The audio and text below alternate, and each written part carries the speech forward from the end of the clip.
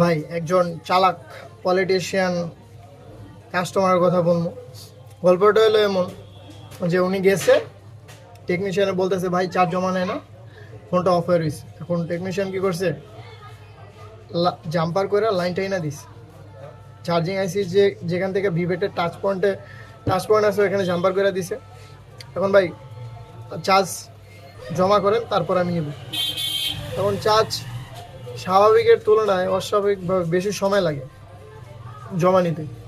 এখন বলতেছে যে ভাই আমার তো এরকম হইব না, আমার দ্রুত ফাস্ট চার্জিং লাগবে, যেরকম আছে আগের মতো করে দেন। আর টেকনিশিয়ান বলতেছে না ভাই যেমন আছে এমনই, টাকা দেন, কাজ করছে। এখন বলেন না টাকা দিন না। তখন ও কী করছে, আচ্ছা ও যে কাজ করছে কাজগুলা আগের মতো ফোন যেমন আছে ওরকম করে দিয়ে দিছে। এখন আমার আইসা বলতেছে ভাই আইসি আছে। আমি বললাম ভাই আইসি মানে কী হয়েছে আপনার ফোনের? কয় ভাই আমার ফোন চার্জ জমা নেয় না, এই ঘটনা। আমি বললাম তাইলে এক কাজ করেন, ফোনটা নিয়ে আসেন দেখি।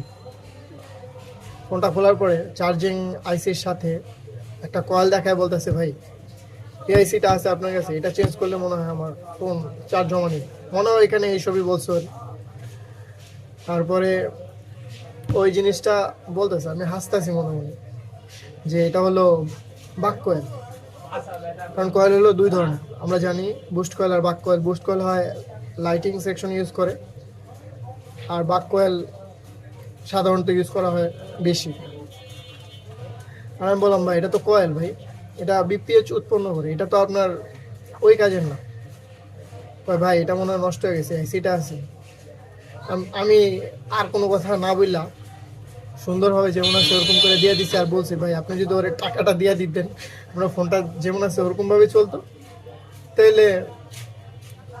আর আমি তো একই কাজ করবো, আমার কাছে আসছে না, মনে মনে বলতেছে আমি তো একই কাজ করবো, আমার লোক তো সেই আর কি, শুধু শুধু সময় দেবো, সময় নষ্ট আর কি। এটা হলো একজন চালাক কাস্টমারের গল্প।